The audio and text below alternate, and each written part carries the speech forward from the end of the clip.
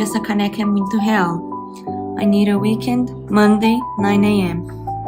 E nem é 9 horas da manhã ainda. Não dá pra chorar que meu olho arde. Terminei o Mago Frugal.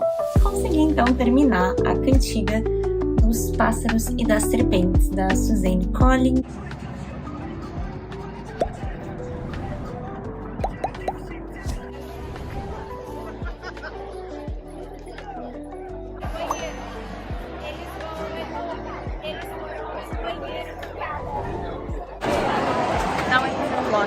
Olá! Entramos, não é? Entramos, 4h25, os portões abriram 3h30, mas ficou muito bom o lugar, gostei.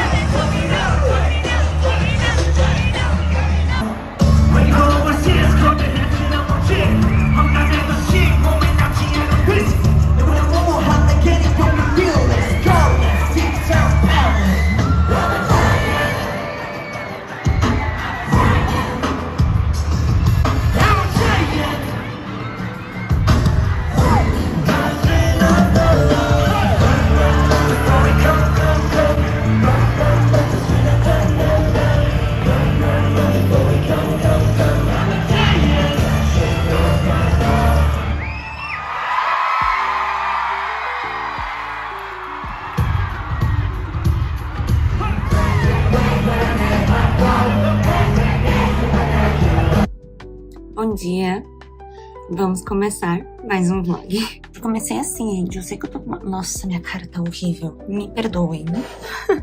São 7 horas da manhã, eu sentei aqui já no computador, só pra dar uma olhada em umas coisas, pra ver aqui o que eu tenho que arrumar pra hoje no trabalho. Dar uma organizada na minha vida, porque esse fim de semana inteiro foi em função do show.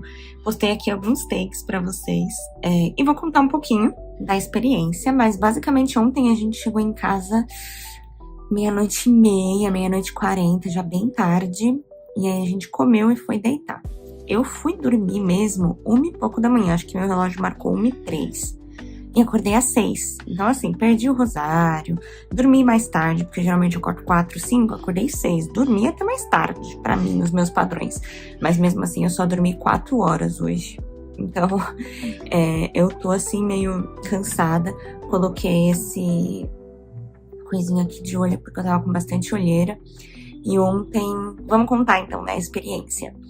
Eu comprei cadeira superior, então fica um pouco mais distante do palco. Mas, para mim, eu não tenho mais o pique de ficar o dia inteiro numa fila.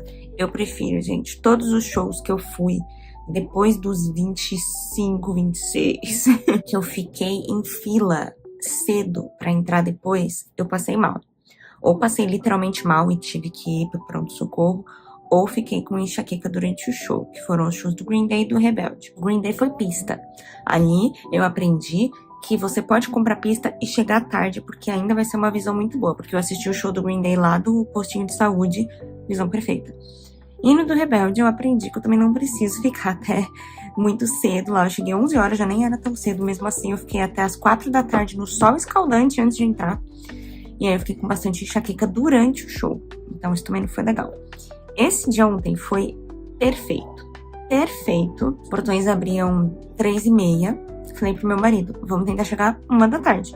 A gente fica umas 2 horinhas ali na fila, só pra não chegar exatamente quando abriu, mas também não precisa chegar muito cedo. A gente foi de carro, porque eu fiquei com medo de não conseguir entrar no metrô, depois ter que pedir Uber aqui na frente de casa, enfim. Falei, vamos de carro, a gente tenta achar um estacionamento. Vimos antes umas pessoas falando que podia parar no shopping, etc. A gente achou um estacionamento, gente. Pra quem quiser, inclusive, é uma dica legal. se você quiser gastar. Mas ali pro Shopping Morumbi, né? Tem o Shopping Morumbi, se você continuar seguindo, tem uma Cobase e um Pão de Açúcar do lado. Esse Pão de Açúcar, em dia de show, deixa um andar reservado para as pessoas que vão pro show e só fecha quando o último carro sair. E custa R$50. Ai, nossa, R$50? Absurdo de caro. Todos os outros estacionamentos que a gente viu era 150 pra cima. Os pertinho do estádio, inclusive, tava 200, 250. Então, 50 é caro? É, mas não foi tão caro. O único problema é, a gente voltou do show, saiu do show, acho que era 11 horas, sei lá, andando. É uma meia hora de caminhada desse estacionamento ou da estação de metrô até o estádio. A gente foi andando depois de deixar o carro e voltou andando. Pra voltar andando, maravilha, todo mundo tá indo pro mesmo caminho porque é o caminho do metrô. Mas a partir do momento que a gente parou ali no metrô e continuou andando, aí é vazio. Então só tava eu e meu marido na rua, é um pouco mais perigoso. A gente acabou se atrasando um pouquinho pra sair. Então, na verdade, a gente chegou lá na fila, eu acho que já eram umas 2 horas, 2h10, por aí. A fila tava gigantesca, gente. Aqui era o portão, a gente deu uma volta, tipo aqui. A gente parou no portão 5 e a fila tava no portão 10. Então, tava bem distante pra quem conhece ali o Morumbi. E aí eu fiquei um pouquinho, deu uma assustada. Falei, nossa, será que a gente consegue sentar num lugar ok? Mas, beleza, 3h30 abriu os portões, a gente ainda assim demorou. A gente entrou mesmo, já era pelo menos umas 4h40. Então, quase mais de uma hora para passar todo esse trajeto de chegar no portão, aí chegar no portão fazer a revista. Mas ainda assim, a gente pegou um lugar que eu achei bom. A gente tava ali meio visão centro de palco, um pouquinho mais na lateral, porque tem aqueles toldos, aqueles negócios lá de iluminação e etc., que atrapalhava um pouco a visão. Mas muito bom. E sobre o show, gente, perfeito. Eu acho que foi um dos melhores shows que eu já vi na minha vida. Acho que foi o melhor show que eu já fui na minha vida. Porque, assim, outra estrutura. É bizarro, eles colocam muita coisa, fogos de artifício, joga confete, o telão é super interativo, não é só aquele telão que fica uma câmera fixa mostrando onde tá o cantor, pra você ver ele. Não, tipo, o telão, ele tinha uma puta edição enquanto acompanhava eles, parecia um clipe rolando ao vivo ali, tipo, muito, muito, muito bem feito. Todas as produções mesmo deles, sabe, tipo, dançando, cantando, todas as músicas estavam muito bem produzidas, muito bonitas. Eles conversavam bastante com o público, com a tradutora ali do lado, então isso também foi muito legal. E o show foi assim, pra mim, eu achei um show bem comprido, porque começou 7h30 pontualmente, terminou umas 11 horas, eu acho. 10h40, 11 horas? Não sei. Por aí, mais de 10 horas. Então, eu achei um show bem comprido. Toda hora eles davam uma, tipo, agora acabou, vambora. Aí voltava, cantava mais 2, aí saía, cantava mais uma. Teve até uma hora que, tipo assim, eles terminaram uma música e eu achei pelo setlist que ainda faltava. As pessoas começaram a levantar e ir embora. Meu marido, vambora. Aí eu fiquei, será? Até porque as luzes ainda estavam acesas. Mas tudo bem, né? Falei, tá bom, né? Já que tá indo todo mundo, vamos. Aí a gente levantou, tava subindo a escada, eles voltaram e cantaram mais uma. Aí eu fiquei, não, nunca mais. Tanto que ele falou, agora, será que acabou? Eu falei, não, vou embora. Aí acenderam as luzes, eu, tá bom, agora vamos. Então, assim, muito, muito, muito, muito bom. E tava chovendo, então a gente levou capa de chuva, se protegeu, mas choveu na fila, uma meia hora depois parou também, não choveu mais. Preferi muito mais ir em show chovendo do que com calor. Porque calor na cabeça o dia inteiro é um saco. E frio, né? Então pra mim também foi muito maravilhoso. Tá de blusa, tá muito confortável assistir um show mais no frio. E, como eu falei, a experiência de chegar num horário ok no show, logo antes de abrir, ainda peguei uma cadeira, tipo assim, mais ou menos no mesmo naipe do que eu peguei do Rebelde. Não mudou muita coisa nas horas que eu fiquei entre um e outro. E deu pra ver muito bem, a gente sentou, ficou confortável, a estrutura ali era boa. A gente levou nossos lanches, então a gente levou salgadinho, levou bolacha e barrinha de cereal, tudo fechado, porque podia entrar. Então a gente tava bem alimentado. E foi assim, o primeiro show em bastante tempo que eu não senti dor de cabeça, não senti incômodo, tontura, mal-estar por ter ficado tanto tempo antes. Muito, muito bom. Então, tô bem feliz. Cantaram todas as músicas mais legais possíveis. Foi maravilhoso. Gostaria de ter ido de pista, sabe? Tipo, eu gosto de cadeira, porque você fica confortável. Mas eu acho que pista num show de K-pop ia ser muito bom, porque você ia conseguir ver mais eles de perto, assim, dançando e tal. Mas foi perfeito, gente. Melhor show que eu já fui na vida. Só que aí agora, né, segundou. E eu estou morta. Tem que trabalhar o dia inteiro ainda. À noite ainda vai ter adestramento. E eu tô esgotada. Então, eu vou Não comi ainda, vou comer alguma fruta, alguma coisa. Tentar almoçar mais cedo pra tirar um cochilo. E é isso. Depois eu volto aqui, gente, pra falar das minhas leituras. Porque agora realmente eu preciso comer e dar uma... Mas é isso. Vou também fazer um... Eu tenho um caderninho que minha sogra me deu de aniversário. Mas é um caderno do Stitch, ele é super fofinho. E eu não sabia o que fazer com ele, porque ele era muito bonitinho. E eu fico com dó de usar as coisas. Eu nem sei onde ele tá, gente. Tem que achar aqui. E aí eu resolvi usar ele como um caderno de memórias. Então, colar umas coisas e tal. E eu vou fazer isso com a pulseirinha do Stray Kids. Enfim, depois eu volto pra falar das leituras. Achei, gente. Olha que fofinho. É tipo artesanal, sabe? Feito à mão, assim, uma capinha. É só a capinha do caderno, né? Por dentro é um caderno normal. E aí eu fiz isso. Tipo aqui, por exemplo, a minha primeira corrida de 5K, depois que eu comecei a correr, realmente. Aí eu vou colocando as coisinhas aqui. Coloquei, por exemplo, o boletim escolarzinho do Oliver que a gente recebeu ano passado. É isso, vou colocar aqui, então, algumas lembranças do show. E hoje essa caneca é muito real. I need a weekend, Monday, 9 a.m. E nem é 9 horas da manhã ainda.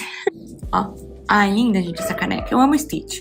Uma hora eu vou mostrar pra vocês todas as coisas que eu tenho que são do Stitch sem querer. Não sem querer, mas sabe assim, sem pensar. Tipo, preciso comprar um negócio. Nossa, tem do Stitch, vou comprar do Stitch. Aí agora minha casa é um santuário ao Stitch.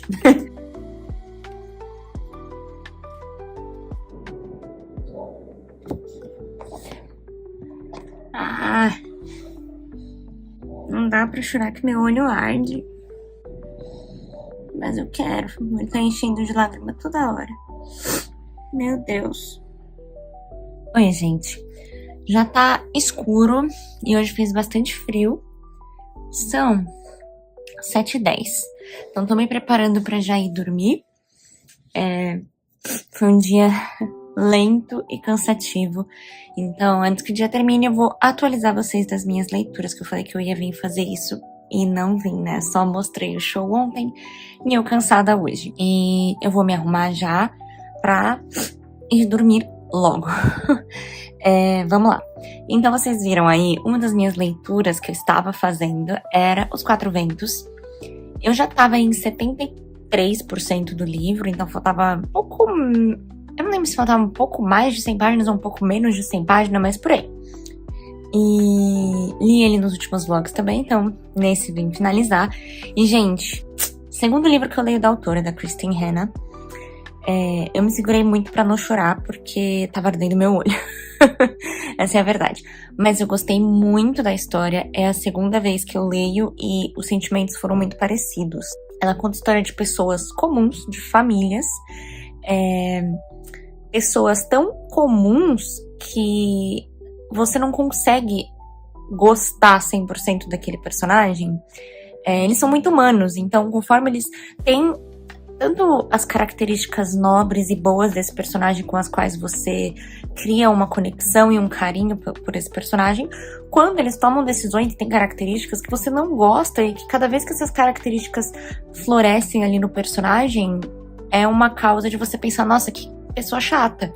E eu vi isso na Elsa, que é a personagem principal, e eu vi isso na Loreda, principalmente. Essas duas personagens, elas foram, assim, muito reais pra mim, muito conflitantes, porque ao mesmo tempo que eu dava muita razão pra Elsa, depois eu falava, essa mulher não tá entendendo as coisas, não é possível, como que ela pode tomar umas decisões assim?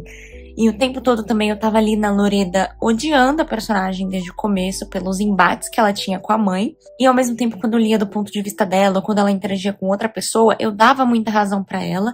E gostava dela, da força dela. E pensava, a mãe dela tem que entender mais ela, sabe? Então, são personagens, assim, bem construídos. E o que eu também acho desses livros dela, que eu senti no primeiro e senti nesse, é que assim, você vai lendo a história, e aí quando você chega, por exemplo, aí nos 60%, 70%, eu tive nos dois livros a mesma coisa, aquele momento que eu parava e pensava, o livro tá muito bom, tá muito legal, mas é só uma história sobre uma família e é isso, né? Tipo, vamos continuar lendo, talvez eu dê 3 estrelas, foi um livro divertido e tal. E aí quando chega no fim, que os dois livros tiveram finais bem, assim, emocionantes, e que você quer chorar, e que você quer gritar, e que vocês viram, eu terminei o livro, simplesmente fechei, e até parei de gravar depois e continuei pensando no final, porque é ali que você percebe o quanto você se envolveu com os personagens e o quanto você realmente nutriu um carinho por eles, porque o tempo todo eu tava só nesse quesito, assim, tipo, essa atitude foi da hora, essa aqui eu não gosto dessa personagem, e sem ter ideia de onde o livro ia parar.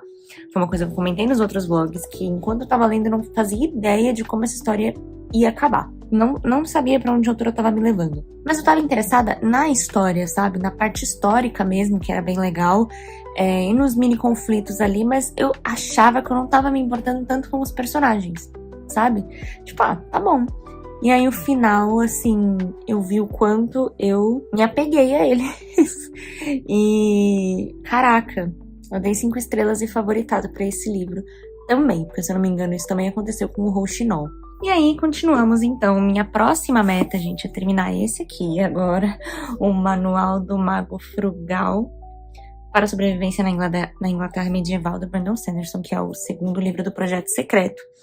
Quero terminar esse livro, eu tava lendo ele, né, muito esporadicamente, pegava ali 10 páginas, 20 páginas e focava mais no Onyx Storm e no Quatro Ventos. Agora que eu terminei os dois, eu quero tentar dar um enfoque nesse pra terminar essa semana. Já acabar com esse livro, porque semana que vem eu vou fazer uma leiturinha conjunta com uma amiga de romance, e aí eu não quero estar lendo várias coisas, então quero terminar esse. Mas, no sábado, tava aqui em casa com meu marido, a gente tava sem fazer nada, sem ter ideia do que fazer. Resolvemos assistir algum filme, começamos a procurar no catálogo algum filme que a gente tivesse interesse de ver. E acabamos assistindo A Cantiga do Pássaro e da Serpente, que é aquele prequel de Jogos Vorazes. E, gente, eu não tive interesse quando saiu o livro, A Cantiga do Pássaro, porque pra mim, acabou Jogos Vorazes, acabou a história ali. Eu até tentei reler o primeiro um tempo atrás, mas eu li assim, tipo, uns 3 capítulos e acabei não pegando mais, e aí ficou por isso mesmo. Mas meu marido, ele gosta bem mais de Jogos Vorazes do que eu. Então, quando apareceu esse filme ali, não lembro se foi no Prime, ele quis assistir e a gente assistiu. Gostei do filme, mas não muito. Eu achei ele, tipo, mais ou menos. Principalmente porque eu não gostei da personagem da Lucy. Eu já não gosto muito da atriz. Então, pode ter influenciado, mas eu não gostei muito da personagem. Eu achei muito pick me, sabe? A cena dela comendo a rosa, a cena... os trejeitos dela, muito pick me. Pra mim, a parte da Lucy ali no filme eu não curti muito. Mas eu fiquei mais interessada do que eu esperava na parte do Snow, na história dele, né? Eu fiquei bem curiosa, queria mais detalhes. Então, resolvi ler. Já era, como eu falei, uma vontade de reler a trilogia, né, original. Conversei com um amigo que já leu todos os livros, porque também saiu mais um prequel, que é a história do Haymitch, e esse eu fiquei até mais interessada. Perguntei, tipo, será que é de boa ler os mais novos primeiro, já que eles são prequels? E aí ele comentou, tipo, de boas, talvez só perca uns detalhes, uns easter eggs, mas funciona. Então, comecei a ler A Cantiga do Pássaro e da Serpente, e já notei diferenças aí do filme. Uma das primeiras diferenças logo no começo aqui, coisas que me impactaram, né, vendo o filme e depois lendo o livro, é que, como é narrado do ponto de vista do Snow, ele já é um personagem bem mais frio e elitista do que o filme mostra, porque o filme a gente não tá vendo os pensamentos dele, só as ações, e eu tô bem distante dos filmes. Faz muito tempo que eu não leio a trilogia, que eu não vejo os filmes, então eu não tenho mais aquele Snow, a imagem certinha na minha mente como ele era nos filmes e nos livros, não me lembro. Vendo o filme, ele parecia ser um cara que tava ali numa situação ruim, tentando vencer, mas ele era mais humilde, mais gente boa. Dava pra se apegar àquele personagem do filme, aos ideais que ele tava tentando ali. Ele tava se construindo e acabou se construindo pro lugar errado. Era essa impressão que eu tive ali, lendo o filme. No livro, não. No livro ele tá o tempo todo sendo bem elitista, se separando das pessoas dos outros distritos, dos pobres mesmo, ele mesmo não tendo nada. Então isso também foi um baque assim que eu fiquei, vi o filme errado. Não vi o filme com essa visão. Então acho que vai ser bem interessante essa leitura. E o segundo ponto ali que me chamou a atenção nas diferenças é que no filme eles chamam essas pessoas, esses formandos, e eles têm a expectativa de que ali eles já vão saber quem recebeu o prêmio por meio de notas, e aí ali na hora, no ato, eles falam, olha, na verdade, esse ano o prêmio vai ser por meio das mentorias. Só que aqui no livro, desde o começo, eles já sabem que isso vai acontecer, que esse ano vai ter esse esquema aí de mentorias. Essa é uma diferençazinha assim que também acho que não faz tanta diferença assim. E é isso, eu estou em 12%, capítulo 5. Tô achando capítulos um pouco compridinhos. Cada capítulo tem aí seus... Esse aqui tem 16. Então, sempre de 15 minutos pra cima. Tem capítulo de 22 e tal. Prefiro capítulos menores. Mas, enfim. E esse livro aqui, gente, eu comecei ontem, né? Porque eu vi o filme no sábado. Comecei ontem de manhã. E li ele durante o show também. Não durante o show, né? Li ele na fila. Li na arquibancada, enquanto eu tava esperando lá nas cadeiras. Antes do show pra passar o tempo, no celular, né, no aplicativo. E aí agora peguei pra continuar. Então foi uma boa distração. Esse aqui tá disponível no Kindle Unlimited. Tá disponível esse e o primeiro, Jogos Vorazes. Aí Em Chamas, Esperança e o mais novo, que é Amanhecer na Colheita, não estão disponíveis. Então, tô fazendo bastante uso da minha assinatura do Kindle Unlimited, gente, porque eu assino, aí quando tem promoção eu estendo, quando acaba a promoção eu continuo usando, mas eu pego um livro, aí deixo pra lá. Então tô tentando usar mais. Quatro Ventos eu tenho o livro físico, mas eu li ele mais em e-book, porque eu gosto de ler em e-book. E ele também está disponível no Kindle Unlimited. Então, esse aqui também tá.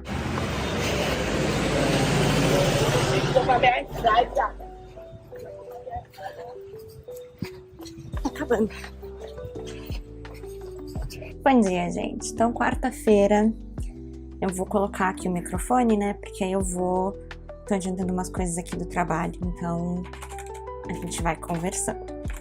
Mas, vamos lá, falar sobre leituras, né? Ontem eu acho que eu li bastante até do Mago Frugal. Eu estou em 260 páginas. 260 páginas. O livro tem 411. Não tá caminhando bem.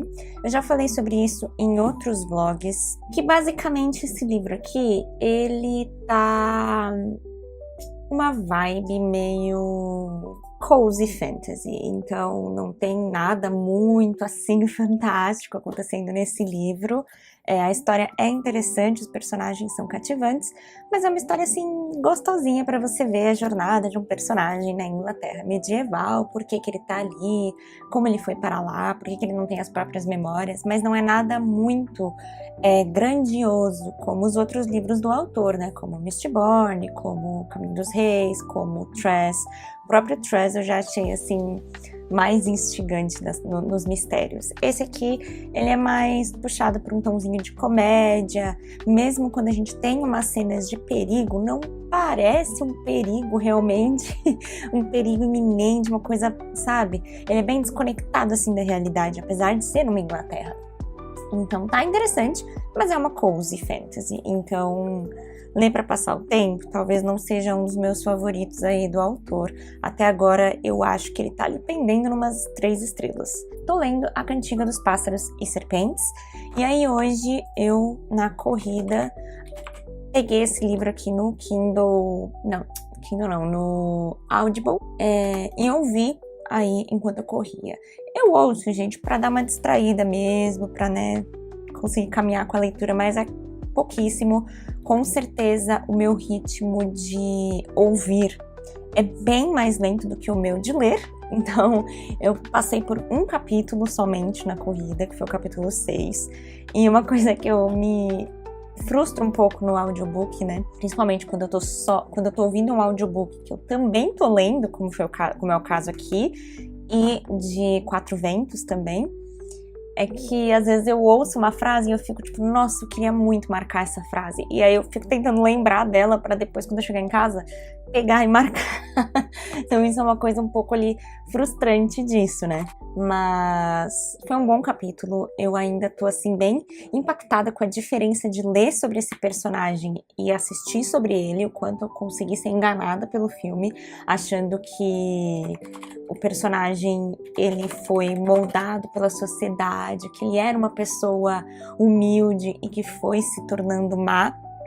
Ver que, na verdade, quando a gente tá lendo do ponto de vista do próprio Snow, né, não é isso. Ele sempre foi um personagem que se achava superior aos outros, que tinha nojo de algumas pessoas, que via a inferioridade mesmo das outras pessoas, até mesmo as que estão ali no mesmo patamar que ele, que são colegas ali da capital.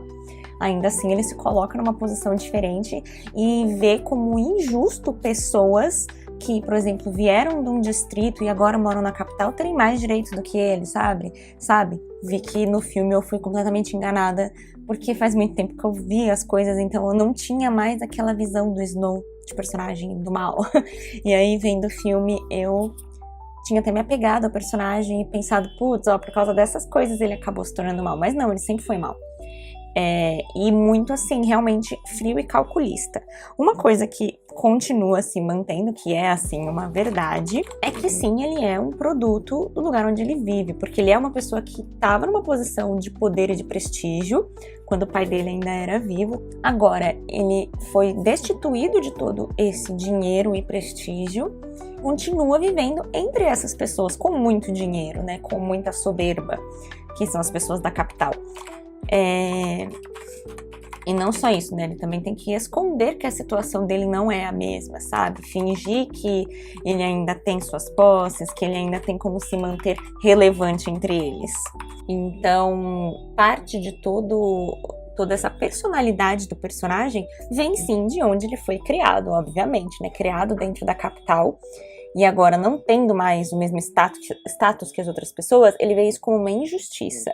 Ele não se coloca no mesmo patamar de pessoas dos distritos, ele ainda fala delas com muita superioridade, mas ele também não se encaixa totalmente entre as pessoas da capital, porque ele não tem essa mesma capacidade, por exemplo, de desperdiçar comida, de ter várias roupas, sabe? E aí é isso que mais fica ali na minha mente, o quanto ele inveja e odeia as outras pessoas da capital, porque ele vê elas como tendo menos valor do que ele e, portanto, injusto que elas tenham mais dinheiro e mais poder do que ele, sabe? Aqui no começo a gente tá vendo a relação dele com a Lucy Gray, de quem ele vai ser mentor, e ela é uma garota que foi escolhida como tributo do Distrito 12, e até aqui, até esses jogos, que eu não lembro se é a 10ª edição, não me lembro agora, mas enfim. Até agora os jogos eram uma punição para os distritos por conta da rebelião. Eles simplesmente escolhiam os tributos, jogavam na arena, uma arena totalmente fechada, diferentíssima do que era na época da Katniss, por exemplo, com vários lugares para ir. Era só tipo assim um anfiteatro, por exemplo, e todos eles estavam ali e os jogos acabavam no mesmo dia, em horas, né? Só que o interesse da população em assistir esses jogos diminuiu muito, né? Porque, enfim, acho que as pessoas não querem ficar somente vendo umas às outras se matarem. E aí, nesse ano, então, eles instituem essa coisa dos mentores para tentar fazer com que eles tragam ideias, tragam coisas para estimular a população a assistir os jogos. E o Snow mesmo tem muitas das ideias do que acaba sendo estabelecido e mantido até os jogos da Katniss. Por exemplo, a parte de as pessoas poderem mandar coisas para os tributos, sabe? Mandar um dinheiro, uma comida para eles receberem dentro da arena. E é isso, a gente tá vendo então a relação dele com a Lucy Gray, a relação dele também com os Sejanos, que no filme eu achei que eles eram amigos realmente, e que no final ele tinha mudado de ideia, ou enfim, sido corrompido, e no livro não, no livro ele odeia essa pessoa. Eles são amigos, assim, muito entre aspas, colegas, alguém que ele odeia, o tempo todo que ele fala dos Sejanos é com ódio, e isso também me surpreendeu bastante. Fiquei bem, assim, decepcionada, porque eu tinha achado a amizade deles até legal até o momento final. Então, eu achei que o filme não conseguiu transmitir o que o livro transmite. Mais um ponto negativo para o filme.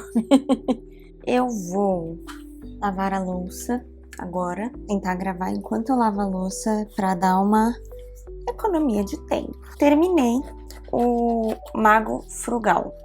Eu acho que eu li um pouco mais de 100 páginas, eu tinha comentado com vocês que faltava, não lembro exatamente, mas terminei.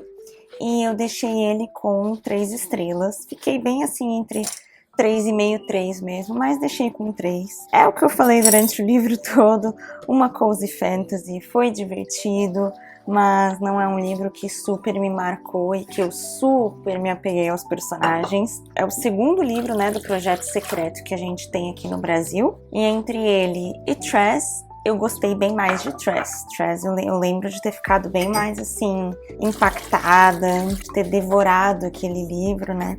Mas, ainda assim, foi uma história muito legal. Eu senti que o começo dessa história foi um pouquinho mais lentinho, até a gente entender o que tá acontecendo e tal. Mas ali, quando a gente começa a ter as revelações de quem realmente é esse personagem e do que ele tem que fazer ali naquele mundo, foi ficando bem legal. E eu gostei do final. Então, foi uma boa história. Recomendo também para quem quiser ler. Nesse sentido, né, gente? Uma leiturinha assim, pô, tô sem nada pra ler, não quero ter que pensar muito. É divertido, gostei do conceito, dei boas risadas, o humor do Brandon Sanderson é impecável. E é isso. Eu tô agora na parte que já começaram os jogos. Coriolanus, enfim, o Snow foi lá meio que resgatar os Sejanos. Muitas nuances diferentes do filme. Eu fico impressionada, assim, quando essas coisas acontecem, que eu fico, nossa. E uma opinião agora sobre esse livro, que eu falei que eu tinha ficado surpresa com o quanto o personagem é frio desde o começo e nada parecido com o que eu tinha achado no filme. E agora ele tá demonstrando alguns sentimentos, vez ou outra, mais humildes, mais de compaixão, por conta da Lucy Gray, por conta dessa relação que eles estão desenvolvendo.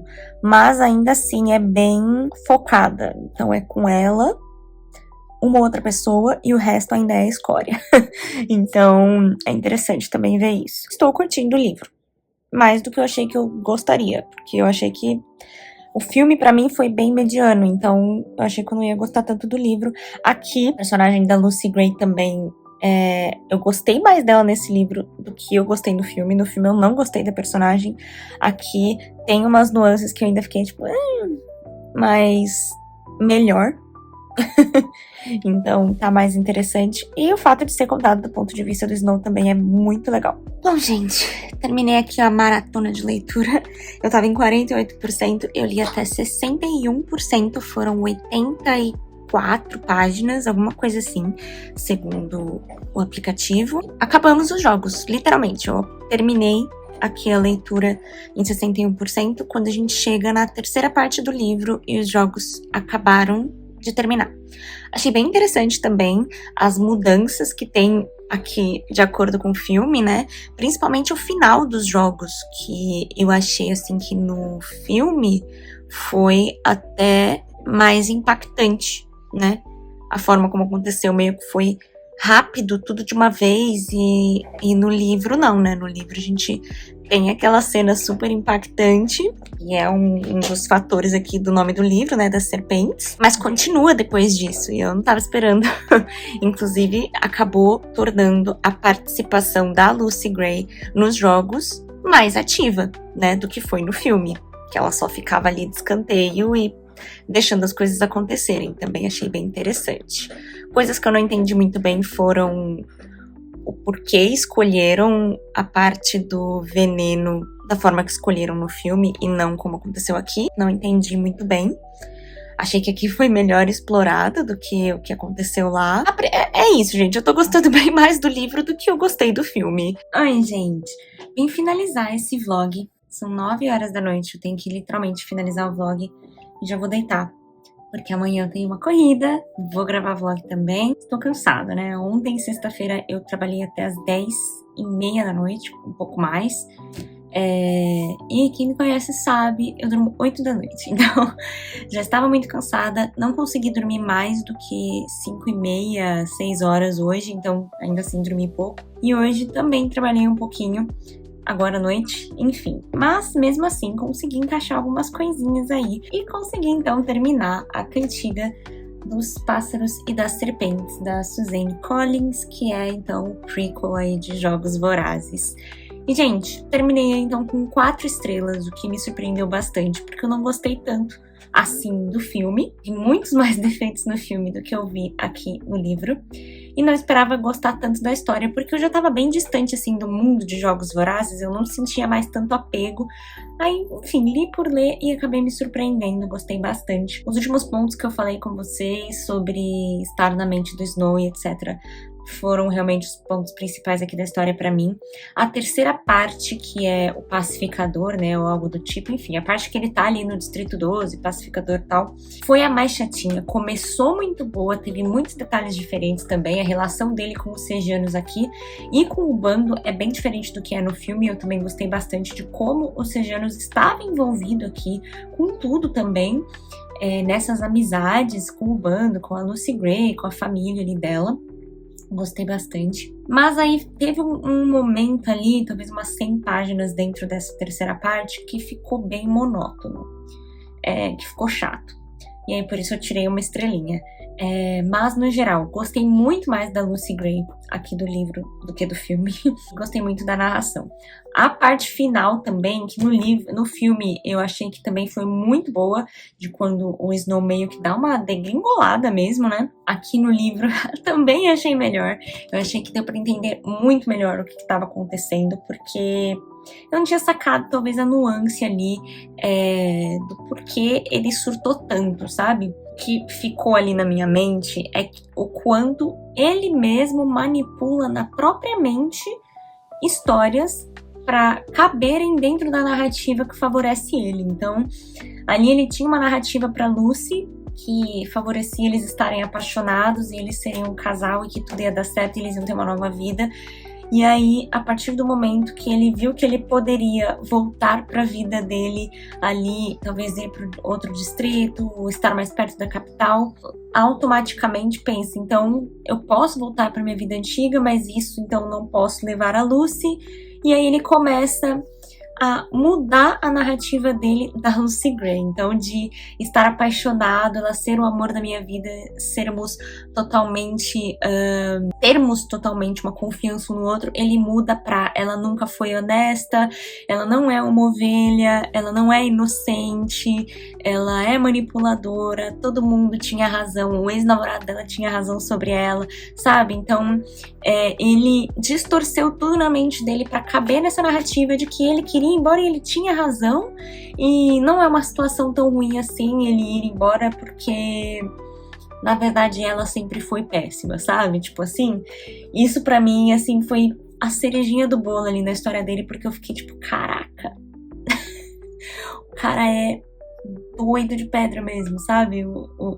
Essas manipulações que ele faz com ele mesmo, bizarro, mas assim, muito bom. Gostei bastante mesmo do livro, me surpreendeu, fiquei bem impactada e me deu uma profundidade muito grande desse personagem e muita vontade de reler a série pra conectar esse Snow com o Snow da trilogia original, porque eu não me lembro mais. Então, quero continuar, mas depois desse aqui eu vou ler O Amanhecer na Colheita, que é o próximo prequel, que é a história do Haymitch, né? Então ainda entra antes de Jogos Vorazes. Também troquei aqui de volta, vocês já viram esse design, tá, gente? Eu já usei outras vezes o meu design de outono do Kindle. É isso, então vou ler ali Amanhecer na Colheita em algum momento. Obrigada por assistir até aqui e a gente se vê no próximo vídeo. Tchau, tchau!